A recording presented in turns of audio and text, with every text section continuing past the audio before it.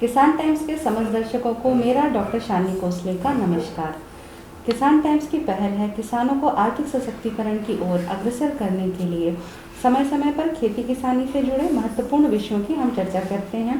इस बार किसानों की मांग पे, हमारे दर्शकों की मांग पे हम पुनः राजनांदगांव की पशुधन विकास विभाग की डॉक्टर ममता मेश्राम जी, जो यहाँ पे असिस्टेंट सर्जन के पद पर पदस्थ हैं, उनके साथ उपस्थित हैं।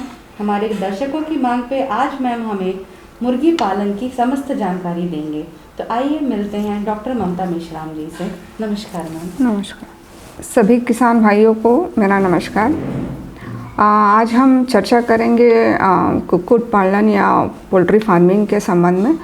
तो आज हम कुक्कुट पालन के बहुत सारे जो विषय हैं उसके अंतर्गत उसका कैसे प्रबंधन करना, कैसे टीकाकरण करना, कैसे रखरखाव करना और उसका जो एक इकोनॉमिक्स पहलू है तो उसके बारे में भी हम विस्तृत आज चर्चा करेंगे। पहले एक चर्चा करें, इंट्रोडक्टरी पार्ट की हम एक चर्चा करें तो हमारे देश में करीब 50 लाख जो लोग हैं वो मुर्गी पालन आज की डेट में कर रहे हैं और इससे भी ज़्यादा हो सकते हैं। और ये ऐसा व्यवसाय है कि इसको हम कम लागत में, कम मेहनत में और ज़्यादा कुछ करने की ज़रूरत नहीं है। इसमें तो कम लागत कम मेहनत में हम इसको स्टार्ट कर सकते हैं और बहुत ज़्यादा पूंजी की भी ज़रूरत नहीं है। और हमारे देश में देखा जाए तो 2 तरीके का मुर्गी पालन होता है। एक तो डीप लिटर सिस्टम में और एक कन्फाइंड एरिया में कुछ लोग करते हैं और कुछ जो है बैकयार्ड कुक्कुट पालन कुछ कृषक जो सीमांत कृषक हैं, लघु कृषक हैं वो करते हैं। जो देश में विभिन्न अच्छे कृषक हैं और जो बड़े बिजनेसमैन हैं, जैसे कि राजनांदगांव में एबीज है। एबीज का तो अभी आप सभी जानते हैं कि बहुत ही कम लागत में और कम छोटे स्तर पे किया था उन्होंने और आज बहुत पूरा देश में इनका नाम है।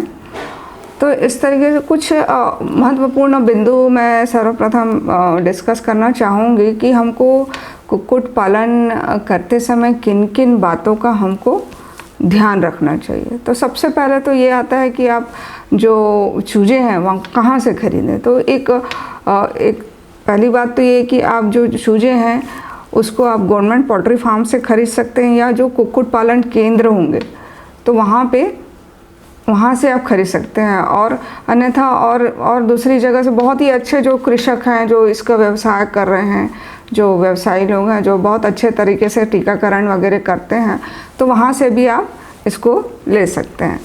और सेकंड पॉइंट ये है कि उसके पहले कुक्कुट छोटे चूजे लाने के पहले आपको पूरी व्यवस्था उसकी करनी पड़ेगी। आपको एक जहाँ भी आपको रखना है या आपको डीप लिटर सिस्टम में रखना है या ओपन में रखना है तो उस हिसाब से आपको ब्रूडर की सर्वप्रथम लाएंगे तो ब्रूडर की व्यवस्था करनी पड़ेगी। आप उसको ऐसे ही नहीं रख सकते। जो सबसे मुख्य जो बिंदु है कि आपका चिक्स का आपका प्रबंधन, आपको छोटे चूजों का प्रबंधन सबसे ज़्यादा ज़रूरी है। तो उसमें भी बहुत सारी बातों का आपको ध्यान रखना पड़ेगा, आगे हम चर्चा करेंगे।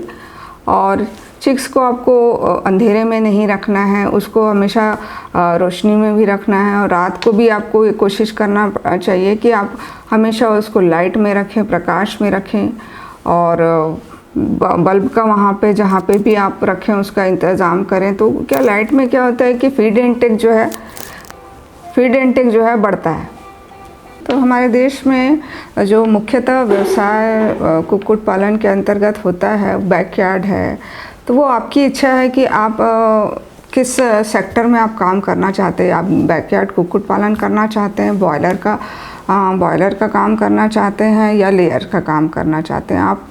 फिर आपको ये चीज़ देखना है कि आप नस्ल का चुनाव करें कि आपको क्या पालन करना है। आपको ब्रॉयलर करना है कि आपको लेयर करना है कि आपको देसी मुर्गी का पालन करना है कि आपको और भी जो नई वैरायटी आ रही है, वनराजा है, फिर कड़कनाथ है, श्रीनिधि है, फिर और भी कुछ नई बर्ड्स है, BB380 है, लेयर बर्ड्स है। तो इस तरीके का आपको क्या आपको करना चाहते हैं उसके अकॉर्डिंग जो है आप चयन करिए कि आपको क्या करना है और उसके अकॉर्डिंग ही आप अपना जो बिज़नेस प्लान करिए। आप अपने एरिया में आप मार्केटिंग देख लीजिए, आपको किस मार्केट में आपको उस एरिया में जहाँ भी आप करना चाहते हैं तो उस एरिया में आपका किस चीज़ का ज़्यादा डिमांड है, तो उसके अनुसार अपने व्यवसाय का आप चयन करिए। और हमेशा ऐसी व्यवस्था करें उस जहाँ भी आप रखें चूजे को तो फ्रेश एयर आती जाती रहे। और फीड की भी हम अगर व्यवस्था करें, उसके बारे में आगे हम और डिस्कस करेंगे। फीड हमेशा ये ऐसा आपको अलग अलग, जैसे कि चिक्स आते हैं तो वो चिक्स के लिए अलग फीड है, फिर आपका लेयर आप कर रहे हैं, लेयर कुक्कुट पालन कर रहे हैं तो उसके लिए अलग फीड है, फिर फिनिशर राशन है, फिर आपका बॉयलर के लिए अलग अलग फीड है। तो उसके अकॉर्डिंग आपको फीड की व्यवस्था करना चाहिए। और फीड भी ऐसा होना चाहिए कि संतुलित होना चाहिए, और उसमें आप ये देख लीजिए कि कैल्शियम और फास्फोरस की मात्रा सफिशेंट हो। और हमको वहाँ जो भी आप यूटेंसिल्स या बर्तन का इस्तेमाल कर रहे हैं कुक्कुट पालन के लिए, तो या चाहे वो दाने के का पात्र हो, चाहे आपका पानी का पात्र हो, तो उसको 3-4 बार हमको धोना है। नहीं तो क्या होगा, वही सब कंटामिनेशन हो जाएगा और बार बार वो आपका चूज़े हैं वो बीमार पड़ेंगे। तो हमको वहाँ हमेशा साफ़ सफाई का ध्यान रखना पड़ेगा। और जो भी वहाँ पे आप लेटर रखेंगे, लेटर मीन्स की जो बिछावन है वो आपका हमेशा साफ़ सुथरा होना चाहिए। भूसे और धान का हम इसके बिछावन के लिए प्रयोग करते हैं। और उसमें जो भी, और जैसे चिक्स आते हैं तो उसको हम उस पर अखबार रखते हैं और उसमें उनको दाना देते हैं। और वो लिटर का उसका भी प्रबंधन हमको बार बार मतलब देखते रहना चाहिए। उसमें गीलापन हो तो उसका आप साफ़ सफाई करते रहें। उसमें चूना और कैल्शियम फॉस्फेट, इस तरीके की सुपर फॉस्फेट उसको डालें तो वो क्या है कि बिछावन आपका हमेशा सूखा रहेगा। और कुछ दिनों में 1-2 हफ्ते में आप उसको बिछावन को चेंज करते रहें। तो ये क्या होता है कि जो बिछावन है वो भी कुछ समय बाद उसको बिछावन को जो है आप फेंके नहीं, वो बहुत ही अच्छा एक खाद का रूप ले लेता है, जिसमें कि आपका फास्फोरस, पोटेशियम और ये जो भी खाद में अवयव होते हैं उसकी मात्रा बहुत ज़्यादा प्रचुर मात्रा में। तो ये जो बिछावन है ये इसको भी आप खाद के रूप में इसको प्रयोग कर सकते हैं।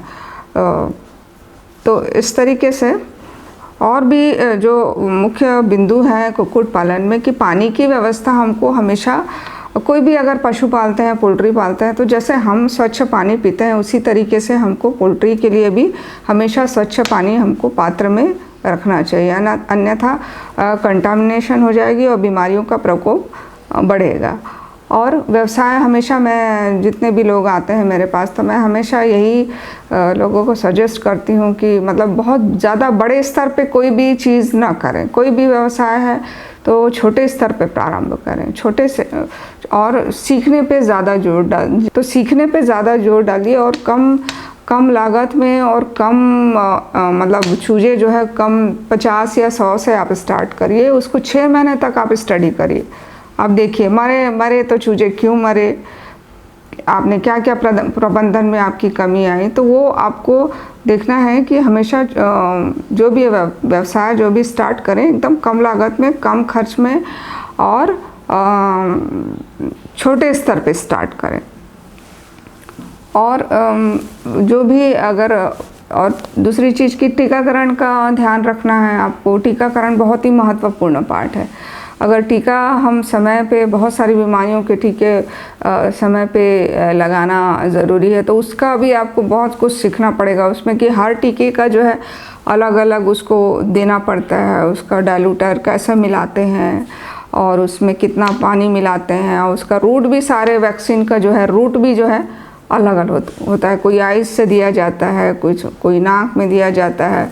तो वो सब आपको वैक्सीन कैसे बनाना है, कैसे देना है, वो सब का आपको वो भी पूरा जो है प्रबंधन सीखना पड़ेगा। और एक भी अगर वैक्सीन जो है मिस अगर हो जाती है तो फिर वो बीमारियों का प्रकोप बढ़ेगा। और एक भी ऐसा कुछ लगता है कि चूजा या आपका जो पोल्ट्री है कोई भी बीमार है, तो उसको सेग्रीगेट करें। जो आपका पोल्ट्री है तो उसको आप अलग, बीमार पशु को अलग नहीं करेंगे तो बाकी भी इन्फेक्टेड हो जाएंगे। इस तरीके से आप जो है, साथ ही साथ आपको समय समय पे 2 हफ्ते 3 हफ्ते में आपको डिवर्मर आपको समय समय पे देना है। डीवर्मर मतलब सभी को पेट कीड़ों की शिकायत, या वो तो ऑटोमेटिकली आप कुछ भी नहीं खाएंगे, ज़्यादा कुछ भी रूटीन में जो आपका खाना पीना है वो सारा भी आप करेंगे तो भी पेट के कीड़े तो सभी को सभी में होते हैं, हम में भी होते हैं, हमको भी लेना चाहिए डीवर्मर समय समय पर। तो मैंने पूर्व के प्रशिक्षण में भी जैसे बताया कि नीम एक बहुत ही अच्छी चीज़ है। नीम के पत्ते अगर अपनी बर्ड्स को आप खिलाते हैं तो एक बहुत ही अच्छा डीवर्मर का काम करता है। डीवर्मर भी ऐसा होना चाहिए कि आपको ब्रॉड स्पेक्ट्रम जो है हमेशा चुनाव करना चाहिए। ब्रॉड स्पेक्ट्रम मीन्स कि उसमें बहुत सारे वर्म्स हैं, बहुत प्रकार के राउंड वर्म्स हैं, फिर लॉन्ग वर्म्स है, फिर इस तरीके के बहुत सारे वर्म्स रहते हैं अलग अलग टाइप के। तो अलग अलग टाइप के डीवर्मर आते हैं। तो कोशिश ये करना है कि हम ज़्यादा से ज़्यादा कम मेडिसिन में ज़्यादा से ज़्यादा हम वर्म्स को मार सके। तो ऐसी व्यवस्था हमको करनी चाहिए और समय समय पे 2-3 हफ्ते में नीम के पत्ते खिलाएंगे तो बहुत ही अच्छा है कि ये डीवर्मिंग का बहुत अच्छा काम करता है। तो हमेशा ब्रॉड स्पेक्ट्रम डीवर्मर का इस्तेमाल करें।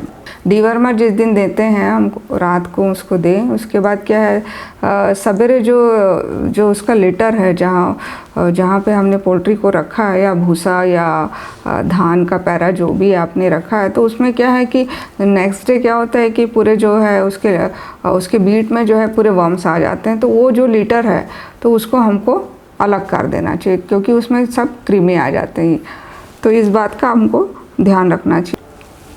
फिर आपको ये चीज़ का ध्यान रखना है कि आपको जैसे कि अंडों के लिए आप लेयर बर्ड्स का अगर आप सोच रहे हैं कि हम प्लान करें लेयर बर्ड्स का, तो लेयर बर्ड्स में फिर आपको सिर्फ अंडे चाहिए तो फिर आप सिर्फ लेयर बर्ड्स रखिए। अगर आपको निषेचित अंडे चाहिए मीन्स कि आपको अंडों में से बच्चे अगर निकालना है तो हर 10 बर्ड्स के पीछे, फीमेल बर्ड्स के पीछे आपको एक मेल बर्ड्स आपको रखना है। तो हम बात कर रहे थे कि हमको डीवर्मर जो है ब्रॉड स्पेक्ट्रम देना चाहिए। और एक चीज़ का और ध्यान रखना चाहिए हमको कि, और दूसरी चीज़ मैं बोल रही थी कि आपको अगर निषेचित अंडे की ज़रूरत है तो आपको मेल फीमेल को साथ में रखना पड़ेगा, और 10 मुर्गी के पीछे 10 फीमेल बर्ड्स के पीछे एक मेल बर्ड्स आपको रखना पड़ेगा। और हमेशा ये कोशिश करें कि जहाँ पे भी आपको मुर्गी का घर बनाना है तो उसको हमको ज़मीन से थोड़ा सा ऊंचाई पे रखना है, करीब 2 फीट की ऊंचाई पे बनाना है, क्योंकि नीचे जो है नमी रहती है तो कंटामिनेशन हो सकता है, डिजीज़ की प्रॉब्लम हो सकती है। और जहाँ भी आप शहर से दूरी पे जहाँ भी आप पोल्ट्री फार्मिंग का जहाँ भी डालना चाहते हैं तो उसमें आप मार्केट की दूरी देख लीजिए, मार्केट में किस चीज़ की आपकी डिमांड है वो देख लीजिए। और बिजली पानी की पूरी व्यवस्था आपके जहाँ भी आप मुर्गी पालन कर रहे हैं वहाँ पे पूरी व्यवस्था आपकी होनी चाहिए। शहर से नज़दीक होना चाहिए ताकि आपकी मार्केटिंग वगैरह का जो चैनल है वो पूरा बना रहे। और दूसरी चीज़ हमेशा क्या है कि आपको जो भी आप बिज़नेस कर रहे हैं, पशुपालन के अंतर्गत जो भी बिज़नेस आप कर रहे हैं, तो आपको हमेशा आय व्यय का ब्यौरा ज़रूर रखना चाहिए कि आपने कितने चेक्स के लिए कितना आपका खर्चा हुआ, डायरी मेंटेन करिए और हर एक चीज़ का आप उसका हिसाब किताब रखिए कि कितने में मीट जो है सेल आउट हुआ, कितना फीडिंग में खर्चा आया, फिर एग आपने सेल आउट किया तो कितना हुआ। तो उससे क्या होगा कि आय व्यय का ब्यौरा रखेंगे तो एक पता चलता रहेगा कि आपको कितना प्रॉफिट हुआ है। और उसके बाद आपको क्या है कि एक आपको संतुलन हमेशा बना के रखना है कि आप जो उपभोक्ता है प्लस आपका वितरक है और आप जो उत्पादक है, तो ये तीनों में हमेशा एक चैन बनी होनी चाहिए, है ना। और इनमें आप हमेशा जो है सामंजस्य होना चाहिए, तभी आपका जो है मुर्गी पालन जो व्यवसाय है वो अच्छा एक सक्सेसफुल होगा। तो मुर्गी पालन एक बहुत ही वृहद विषय है, इसलिए इस विषय की जानकारी हम कई कड़ियों में आपके साथ साझा करेंगे। तो इसलिए हमारा जो पहला वीडियो है आज, जिसमें मैडम ने हमें मुर्गी पालन के महत्वपूर्ण बिंदुओं और सावधानियों के बारे में जानकारी दी है। अगले वीडियो में इसके आगे की जानकारियाँ हम आपसे साझा करेंगे। धन्यवाद।